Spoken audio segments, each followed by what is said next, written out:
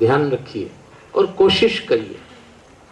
सुबह का उगता हुआ सूरज यदि बच्चों देख सको, आपकी जिंदगी में बहुत बड़ा बदलाव आएगा।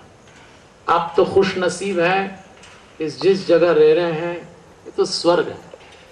कोशिश करिए कि सुबह उठ के यदि उगते हुए सूरज को देखेंगे, मैं जो आपको कह रहा हूं इसलिए नहीं कह रहा हूं कि सूर्य को नमस्कार करो, सूर्य को प्रणाम करो, सूर्य को जल चढ़ाओ। यदि आप इतना करें तो इससे बेहतर कुछ नहीं है। लेकिन यदि आप देख के उसको केवल नमस्कार ही कर लेंगे, आपका मेमोरी लेवल हाई होगा, लैक ऑफ कंसंट्रेशन की प्रॉब्लम सॉल्व होगी, और जिस तरह से सूरज चमकता है आपका पूरा कैरेक्टर शाइनिंग हो जाएगा।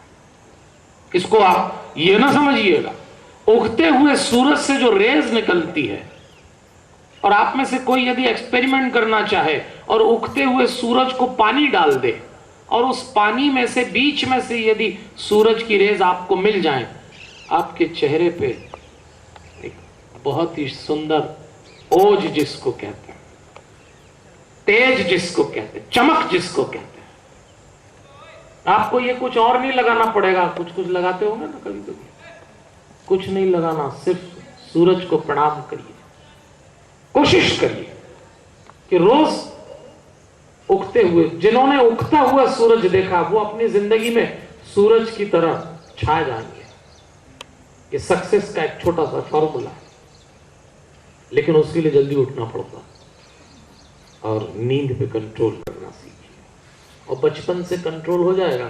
तो ऐसा नहीं कि नींद बच्चों को ही परेशान करती, बड़े बड़े हैरान है इसको लेके, तो बड़े समझदार होते हैं तो मजबूरी में उठ जाते हैं। लेकिन आप आलस से छोड़ दीजिए, और उसके लिए आलस से छोड़ने के लिए एक काम और करना पड़ता, कम खाइए, कंट्रोल करिए डाइट। ज्यादा खाएंगे तो फिर नहीं, आफ्टर लंच की हालत तो सभी की खराब हो जाती है। थोड़ा सा कंट्रोल डाइट लीजिए, जितना कम खाएंगे, अच्छा खाएंगे, आप उतना नींद पे कंट्रोल कर पाएंगे। चलिए तीसरी बात, मैंने आपसे कहा फ्यूचर को देखते हुए प्लानिंग करिए, अपने टाइम को यूज करिए ठीक से, अपनी नींद को कंट्रोल करिए, आलस से छोड़ दीजिए। चौथी बात मैं आपसे करना चाहता हूं, बच्चों आज आप छोटे हैं तो शायद पेरेंट्स क्या हैं इसका मतलब बहुत अच्छे से शायद न समझ पाए। बचपन में तो कभी कभी पेरेंट्स और टीचर्स दुश्मन भी लगने लगते हैं कि बात बात पे टोकते हैं, ये न करो वो न करो। लेकिन माता पिता क्या होते हैं ये तब समझ में आता है जब लोग माता पिता बनते हैं, शायद तब तक समझ में नहीं आता। लेकिन एक बात याद रखना, आप जो कुछ भी हैं और जो कुछ भी अपनी जिंदगी में बनेंगे, आपके माता पिता और आपके गुरुजन टीचर्स के आशीर्वाद से ही बनेंगे, तो कभी भूलना मत उनको। इसलिए आप तो हॉस्टल में रहते हैं, लेकिन जो घर में रहें या हॉस्टल में भी रहें, जब सुबह ही सुबह उठें तो लाइफ की एक ड्रिल बना के उठें।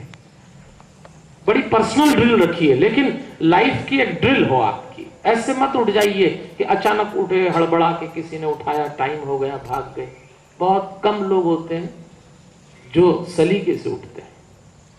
अभी तो लेट हो गए हैं, उठ गए, पता ही नहीं, अचानक बिस्तर से जंप कर दिया, ऐसा ना करें। कोशिश करें जब भी उठें आंख खुले और लेफ्ट साइड टर्न होके उठें। आधे मिनट के लिए, 1 मिनट के लिए लेफ्ट साइड टर्न होइए। हमारा हार्ट जो है जिस साइड है थोड़ा सा रिलैक्स होंगे, क्योंकि उस समय जब आप लेफ्ट साइड में होंगे तो आपका ब्लड सर्कुलेशन हार्ट में जाके आपको थोड़ा सा रिलैक्स करेगा। डायरेक्ट मत उठिएगा। जब उठें तो बिस्तर सीधे कभी मत छोड़िए, एकदम ऐसे ध्यान, इसीलिए टाइम पे उठना पड़ेगा। एकदम से भड़बड़ा के उठेंगे तो भागना ही है, लेकिन उठें तो फिर कमर सीधी करके हाथ जोड़ें, आपका जो भगवान हो उनका चेहरा दिमाग में लाएं और माता पिता को याद करें। आप हॉस्टल में रहते हैं, आपके पेरेंट्स आपको रोज नहीं मिलते, घर में हो तो प्रणाम करें। कोई फोटो यदि पेरेंट्स की अपने पास है, मुझे बहुत अच्छा लगा, अभी मैं आपका हॉस्टल देख रहा था, कुछ बच्चों के पास में फोटोज रखे हुए थे, बहुत अच्छी बात है। तो अपने पेरेंट्स को आंख बंद करके याद करके प्रणाम करिए। देखिए बच्चों, अभी वो आपके सामने नहीं है, लेकिन अगर आप मेंटली इन्वॉल्व होके उनको प्रणाम करते हैं तो भी आपको फर्क पड़ेगा। और हमारे यहाँ तो सिखाया गया, हम भारतीय लोग हैं, प्रणाम जरूर करिएगा। बड़े बूढ़ों को प्रणाम क्यों करते हैं आप जानते हैं इस बात को? आप घर जाते होंगे या कभी और मौका आता है, आप सिखाया है प्रणाम करो। जरा बात को ध्यान से सुन लीजिएगा, समझ में आए तो प्रणाम करिए, नहीं करेंगे किसी का कुछ नहीं जाएगा। लेकिन प्रणाम करने के लिए प्रणाम मत करिएगा। ये झुकना सिर्फ हिंदुस्तान में होता है, हमारे भारत में। हमने बहुत दुनिया देखी है बच्चों, मैं कई देशों में गया हूं, किसी देश में झुकना नहीं सिखाते बच्चों, हम सिखाते हैं। क्यों? क्योंकि हम एक बात जानते हैं, और आप भी वो बात जानते हैं, हमारे शरीर में हमारी जो एनर्जी होती भीतर, वो दो जगह से डिस्चार्ज होती रहती है, हमको पता नहीं लगता। पैर के जो नाखून है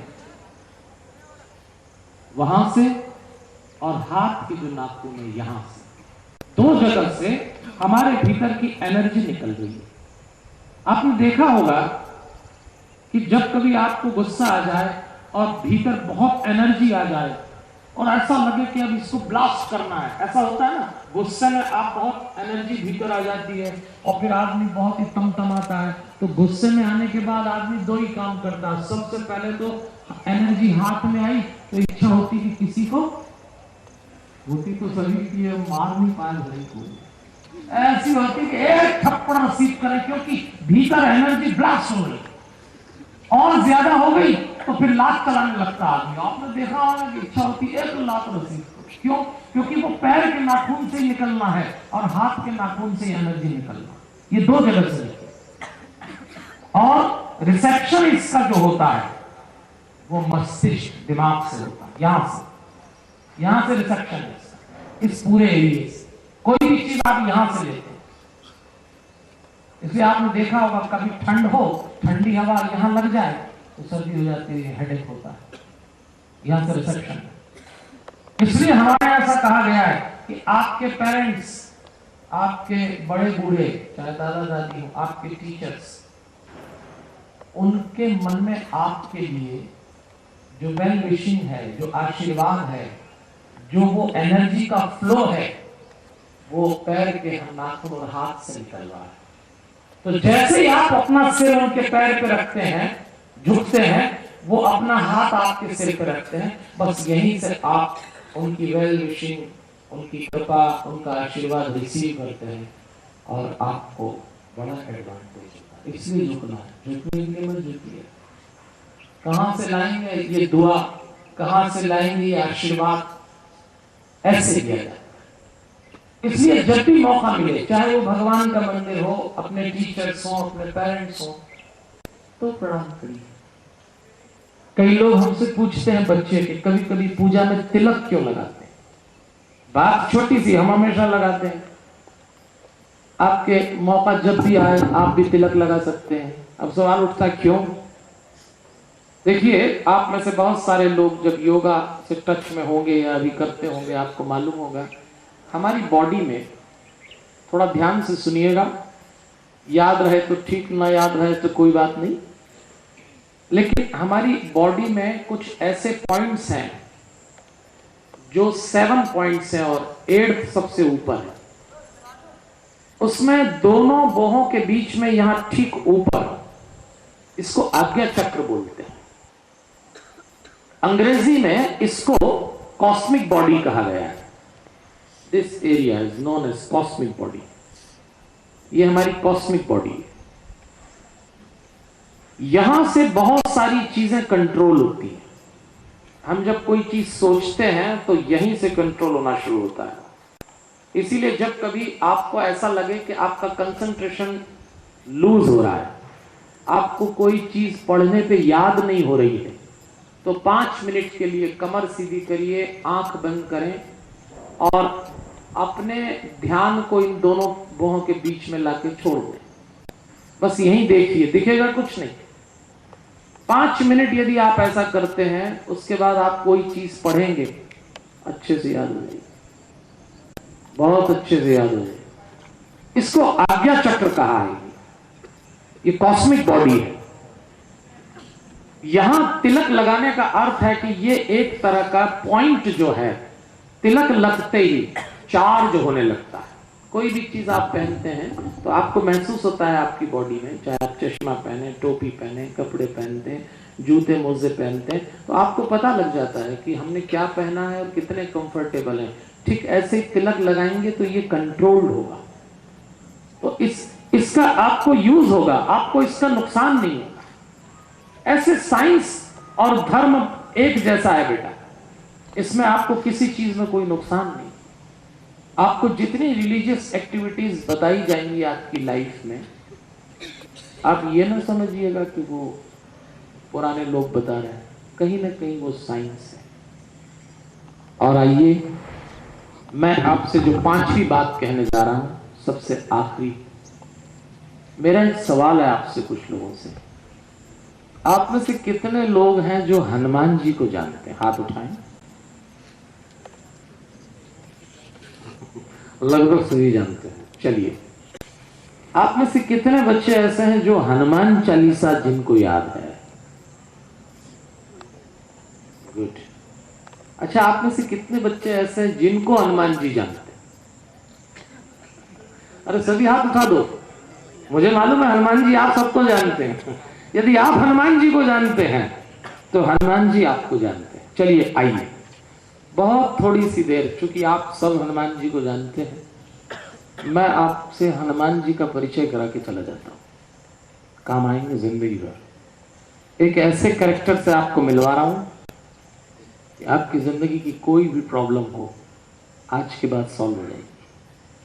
पहली चीज, एक तो हनुमान जी जीवित देवता है, बिल्कुल हमारे पास हैं। और आप में से ये जानते हो तो ठीक, और ना जानते हो तो आज ध्यान से सुन लें। हनुमान जी पवन वायु के देवता, वायु मतलब हवा, संस्कृत में इसको प्राण कहा है। इसीलिए प्राणायाम हमारे यहाँ एक्टिविटी होती है, योग होती है। तो हनुमान जी वायु के देवता है। और 5 तत्वों से ये हमारा शरीर बना, 5 फैक्टर। पहला पृथ्वी, दूसरा अग्नि मतलब फायर, तीसरा जल वाटर, चौथा आकाश स्काई, और 5वां एयर वायु। ये 5 से हमारा शरीर, हमारे शरीर में ये 5 चीजें होती है। ये डिसबैलेंस हुई और आप बीमार हुए। इसमें से आपको बाकी 4 चीजें दिखती हैं। पृथ्वी दिखती है, आकाश दिखता है, जल दिखता है, अग्नि दिखती है, वायु दिखती नहीं है, महसूस होती है। इट्स मैटर ऑफ फीलिंग, ठीक है।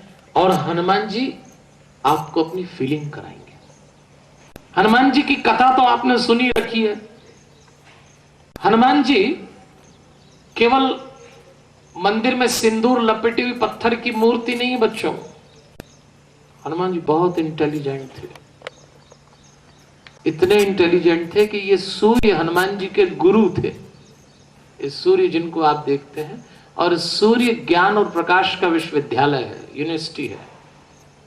सूर्य की रेज में वो ताकत है कि आपका ब्रेन वॉश हो जाए। तो ये हनुमान जी के गुरु थे, और हनुमान जी बहुत इंटेलिजेंट आदमी थे।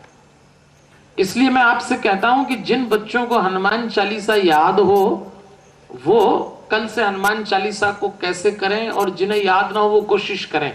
कमर सीधी रख के, आंखें बंद करके, एक सांस भीतर लें और हनुमान जी की एक चौपाई भीतर लाएं, एक चौपाई बाहर ले जाएं। कोशिश करिएगा। हनुमान चालीसा और हनुमान जी को एक सांस भीतर और बाहर लाने का जो फायदा है, 3 फायदे हैं। एक तो लैक ऑफ कंसंट्रेशन की प्रॉब्लम सॉल्व हो जाएगी।